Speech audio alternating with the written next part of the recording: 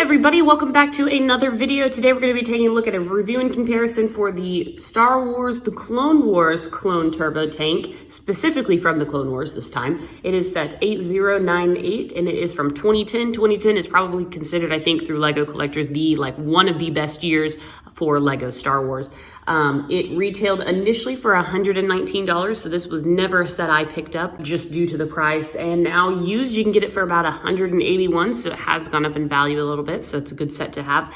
This was another set that my mom found in a large LEGO lot that had some Clone Wars sets, and I think I paid her about $120 for this, so not too bad. It is really big. So anyways, without further ado, let's go ahead and just jump right into it so we can get through it and then hit the comparison at the end. So in terms of minifigures, we get some pretty standard Clone Wars minifigures here. Again, these were all pre-owned, so they're in various states of condition. Nothing too horrible though. This clone, the only thing it's missing is it's supposed to have a black antenna, and I just haven't gotten around to ordering one. But yep, just really simple Clone Wars clone. Everybody got sick of seeing these after a while. And then this is a captain or a commander with the pauldron and the visor. Again, a nice change. And then we have the Clone Wars clone face. The big ticket minifigure for this set is going to be this Cad Bane. This is the first appearance of Cad Bane with the little breather apparatus.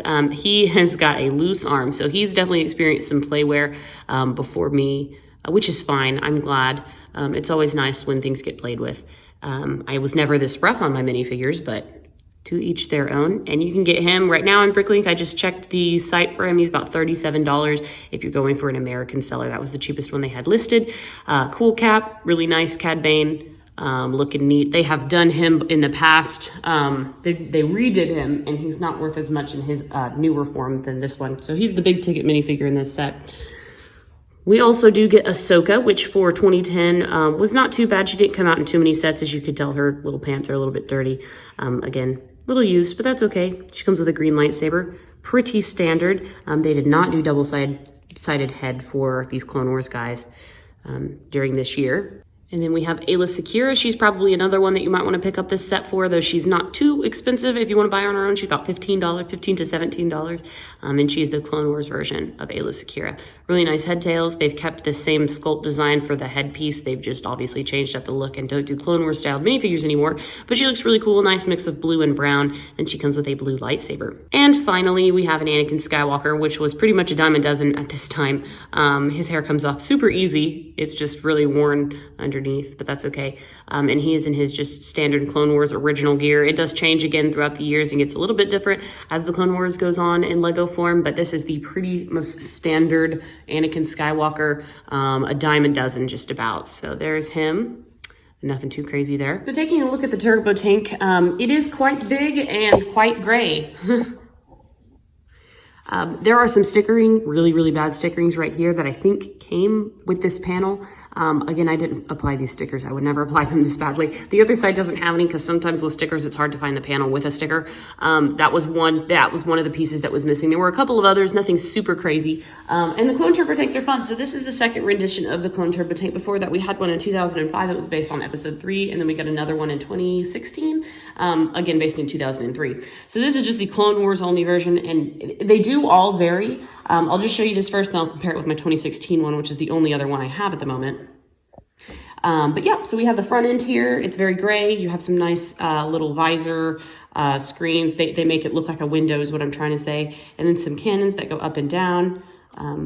Not too bad there. We have some lights all around the edges, which is pretty good. On the side, we have some nice big paneling. This opens up, which I'll show you in a minute. A little bit of detailing here. We have a turret at the top, like a fire missile, which I believe does work. I don't want to flick it because I lose them. And we have, getting onto the smaller back end, some more detailing, a lot of detailing on this panel here. This looks like a little walk across with those little gates on the side. And then we have the rear windows here, which look nice with the little red accents, and then this sticker here. And then you have another turret here, which does fold out and that you can use. You can have a clone sit on it, which is pretty dang cool. I like that a lot. And then the other side, you have about the same thing. So pretty cool. Again, a really big ship. Turbo tanks are really fun for a lot of people. And then you do, of course, have the wheels, which do move. They're very terrain oriented. So they're on like axles and hinges, and they allow you to kind of like run over things. and be just okay. So this thing is like a lot of fun to drive around for that reason. So super fun to drive around and pretty sturdy. Another fun feature that it comes with is this little carry handle that just pulls out at the very top. It's very small, but you can pick it up and it is sturdy. Picking it up, you can carry it with your fingers there, and it just pushes back down. Again, I got this set used, and it is from 2010, so it's relatively creaky, which is fine. But they definitely improved this handle in the next version of it, but I do like that it has it, and I believe it does work with, there's another ship, the one that grabs onto these, and it does work in tandem with that. So that's pretty cool if you want to just play those together. Always nice to have a carry handle, because these things are kind of a pain to pick up if you're like moving it from place to place. Now checking out the interior detail, as there is quite a bit. This front part does lift up in several sections. It just pulls away so that you have ample playability. This is obviously the driver with the two little shifting gears here. And then you have another seat for a passenger. You actually probably could get somebody else back in there as well, which is not too bad. It's a little bit dark. There's no special printing or anything. But yep, 2 chairs. And there is one thing with this model in particular you might be able to see, but there's like a lot of extra space.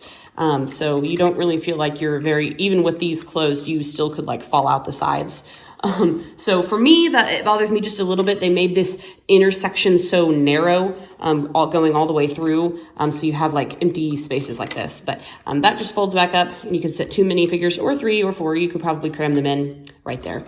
And then on the sides, we have probably the coolest feature about this turbo tank, which is the sides open up and you have some little mini builds inside. So they are just sitting on this little, they use this hinge and then this little yellow hinge right here. And that's what holds them in place. And I really, really like that. And then we have this little Lego flap that folds down and it keeps the door closed. So nice implementation. I believe this is the same from 2005/2006. So I like that these are held in place against the wall so they're not just hanging out there or getting all bumped together. So that's really neat. And I also really like the yellow. I just feel like that would be something inside this tank. There would be some like yellow cautionary paint inside, like, oh, make sure that you don't trip on this little section here. The inside again is real thin. This is basically the inside. You have 4 across where you could put a minifigure if you wanted to have them standing inside. And again, it's going to be interfered with the little mini builds, but not too bad. This little dude unfolds. He is a tiny little walker, which is pretty cool. You just set a clone right there. This is actually probably more accurate. There you go. And he can walk around with this and do some patrols. And it's pretty sturdy. It's a cute build. I like that they give it some green accenting. It just makes it stand out a little bit. And then you just fold it back under.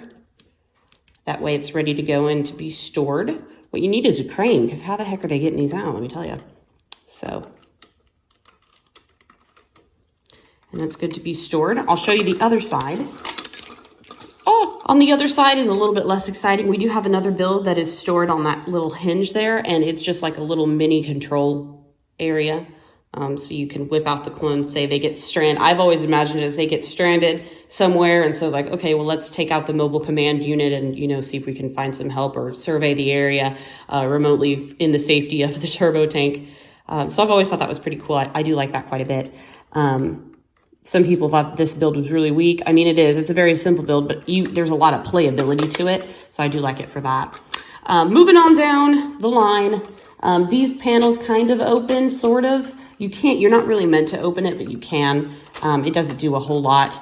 Inside here, we have another cool little item that is in green. They stick with the same theme for things that you can remove are all in green, and it is this little weapons rack. So super cute. I really like that. Usually, weapons racks are kind of meh, but this was the era where you were getting the realistic looking blasters, and so like the more the merrier. So I'm really glad that they came with those.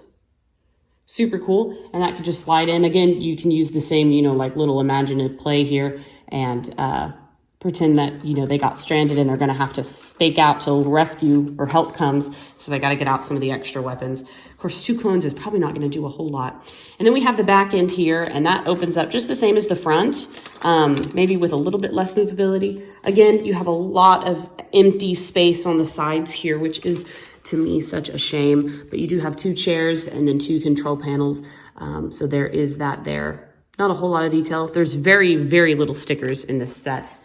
Okay, so the 2010 version, and I'm directly comparing it now to the 2016 version, which blew me away on how much smaller this newer version is.